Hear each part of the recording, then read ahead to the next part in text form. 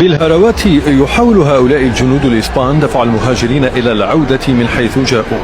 48 ساعة كانت كافية لتدفق 8000 مهاجر من أصل مغربي ومن دول إفريقيا وجنوب الصحراء الكبرى، منهم 1500 قاصر إلى منطقة سبتة الحدودية. الشرطة الإسبانية استعملت قنابل دخانية لمنع دخولهم إلى أراضيها. عبرنا عن استيائنا من التدفق الهائل للمهاجرين المغاربة إلى سبتة. لقد ذكرت السفير المغربي أن مراقبة الحدود مسؤولية مشتركة بين إسبانيا والمغرب.